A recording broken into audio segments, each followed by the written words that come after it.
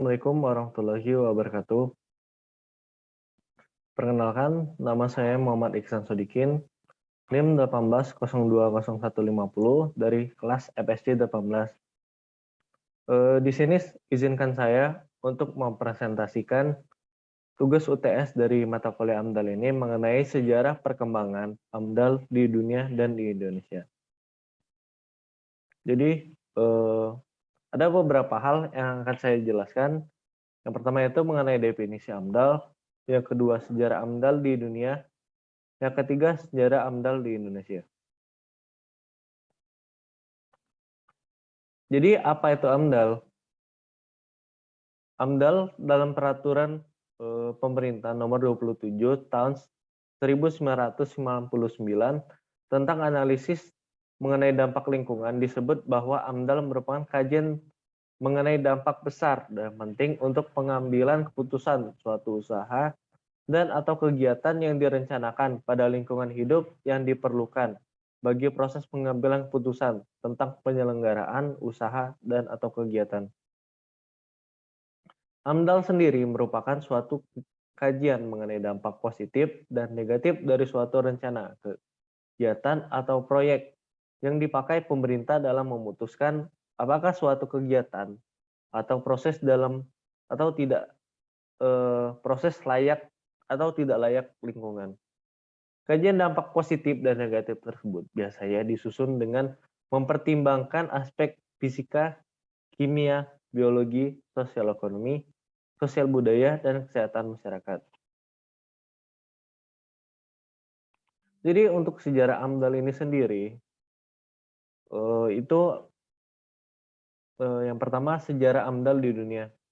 Jadi pada negara Australia dapat dikaitkan dengan diberlakukannya kebijakan lingkungan nasional (AS) atau US National Environment Policy Act atau NEPA pada tahun 1970 yang membuat penyusunan laporan dampak lingkungan suatu kebutuhan.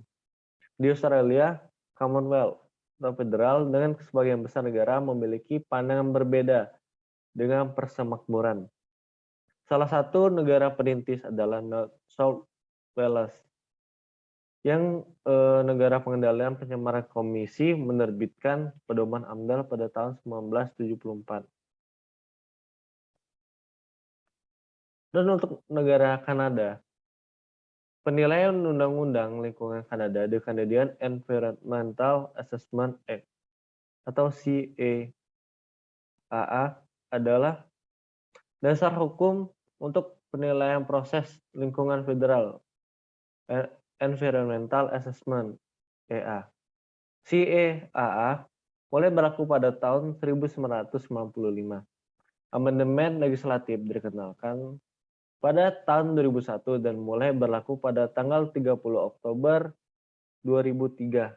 IA adalah didefinisikan sebagai alat perencanaan untuk mengidentifikasi, memahami, menilai, dan mengurangi jika mungkin efek lingkungan dari sebuah proyek.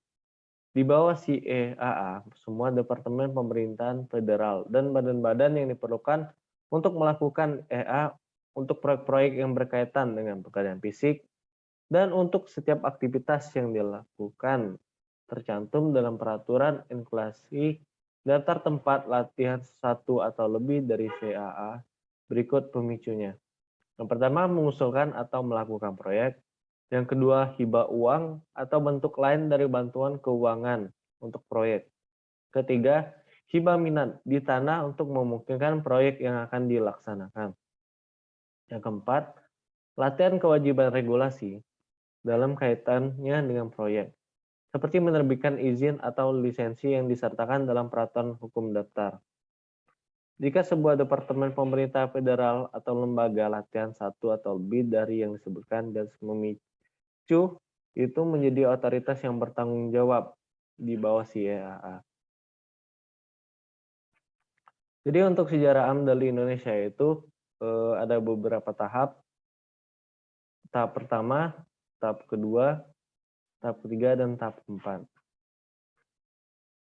Jadi untuk tahapan yang pertama itu tahap implementasi. era 1987 berdasarkan Undang-Undang Nomor 4 Tahun 1982 dan periode 1987 sampai 1993 berdasarkan PP Nomor 29 Tahun 1986. AMDAL mulai diterapkan di Indonesia secara formal pada tahun 1982 melalui peraturan undang-undang tersebut, namun belum dilaksanakan secara luas karena belum adanya pedoman pelaksanaan yang lebih rinci, walaupun pada periode ini sudah ada yang melakukan studi AMDAL sebagai pemenuhan persyaratan bantuan luar negeri dan pemerintahan lembaga donor. Pada periode ini, implementasi AMDAL masih terbatas karena masih kurang pemahaman AMDAL oleh para stakeholder. Pada tahun 1986 ketika peraturan pemerintah nomor 29 tahun 1986 tentang AMDAL mulai berlakukan, AMDAL secara sistematis mulai dilaksanakan. Dan untuk tahap kedua, tahap pengembangan antara 1993 sampai dengan tahun 2000 berdasarkan PP nomor 51 tahun 1993. Tahap ini memberikan penekanan pada penyederhanaan proses AMDAL sejalan dengan deregulasi birokrasi pemerintahan. Muatan deregulasi mencakup penghilangan proses AMDAL dan pengenalan berbagai pendekatan dalam proses AMDAL. Dengan hilangnya proses AMDAL, beban kerja instansi yang melaksanakan AMDAL menjadi lebih proporsional. Demikian pula jumlah kegiatan AMDAL menjadi lebih sedikit dan lebih tepat sasaran. Menurut laporan Bapedal, tahun 2000 terdapat sekitar 7.000 dokumen yang diproses hingga awal tahun 2000 atau 4.507 dokumen yang dinilai pada tahun kurun 1993 hingga 1997. Dan untuk tahap perbaikan atau tahap ketiga refinement pasca tahun 2000 dan undang-undangnya itu Undang-Undang Nomor 23 Tahun 1997 dan PP Nomor 27 Tahun 1959. Tahap ini memberikan penekanan pada prosedur pelibatan masyarakat, sentralisasi kewenangan dari sektoral kepada Bapedal dan redesentralisasi pelaksanaan AMDAL kepada pemerintah daerah, serta adanya pendekatan AMDAL lintas batas. Periode ini ditandai dengan pembubaran Komisi Penilai AMDAL di Departemen Sektoral dan pemusatan pelaksanaan AMDAL oleh Bapedal. Bapedal mendistribusikan kewenangan AMDAL ini ke tingkat provinsi. Dari sisi positif, dapat dikatakan bahwa penilaian AMDAL diharapkan menjadi lebih objektif dan tidak bias dengan kepentingan pembangunan oleh instansi sektoral. Di samping itu, desentralisasi kewenangan AMDAL ke tingkat provinsi menunjukkan berjalannya prinsip akuntabilitas dalam pembangunan berkelanjutan.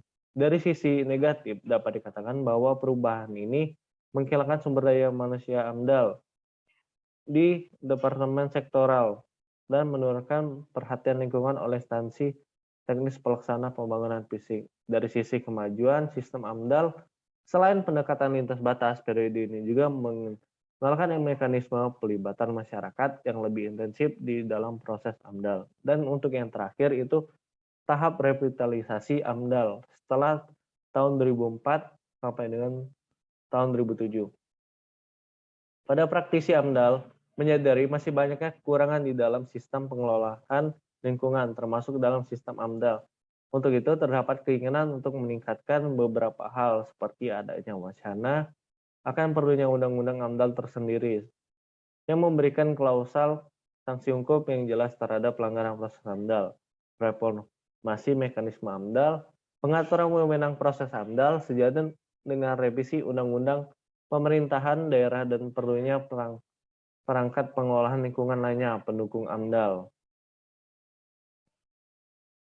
Di dalam perangkat pencegahan, hal ini bermuara pada perubahan Undang-Undang Pengelolaan Lingkungan Hidup berdasarkan Undang-Undang 23 tahun 1997 yang hingga saat ini masih dibahas. Tendensi yang ada saat ini adalah bahwa kewenangan AMDAL tetap didistribusikan hingga tingkat pemerintahan kabupaten dan kota.